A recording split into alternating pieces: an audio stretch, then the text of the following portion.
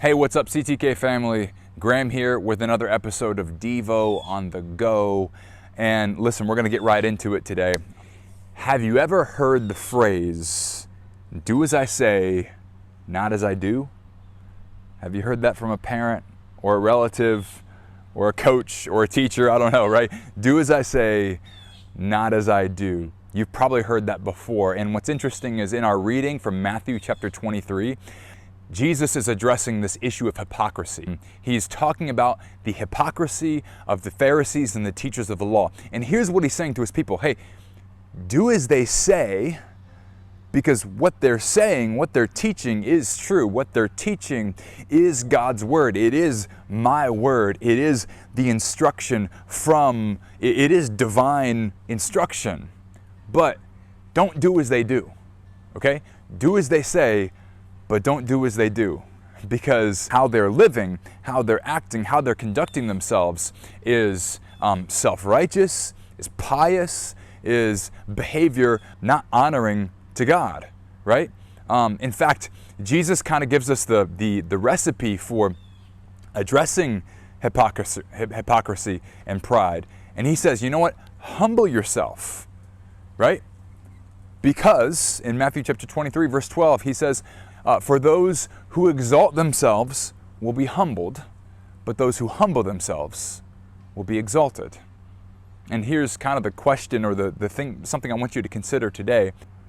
What are your ambitions in life?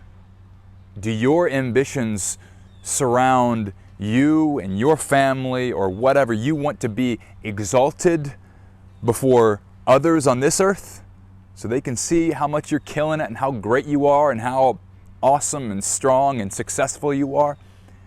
Or is your goal to be exalted before God, which means that you walk in humility, that you humble yourself, that you don't think or consider yourselves more highly than you ought? And listen, here's the reality.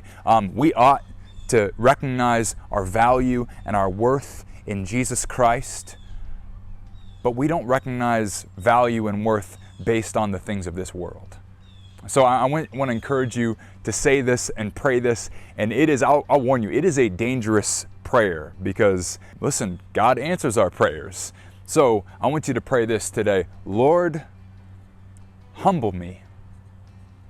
Anyone need to say that? Need to pray that this day, right? Lord, humble me, right?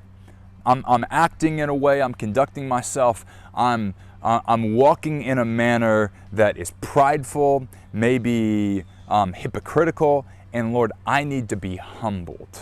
Why? Because when I humble myself, I get to, there's a perspective that God gives us to recognize that we can't do anything without Him. We are nothing without the grace, mercy, and goodness of Jesus Christ, which He earned for us on the cross and He delivers to us through faith. We are nothing without Christ. We need Him. We need to humble ourselves. Why? Because our goal as Christians, as the people of God, is to be humbled, or rather, is to be exalted before God, not exalted before man, right? This world could chew me up, spit me out, beat me, break me, but if I am known and cared for by God, that's what matters. Lord, humble me. And just to kind of meditate on that, meditate on the reading and the theme for today, I want to encourage you to listen to Yet Not I, But Christ in Me. This is by Cityalight.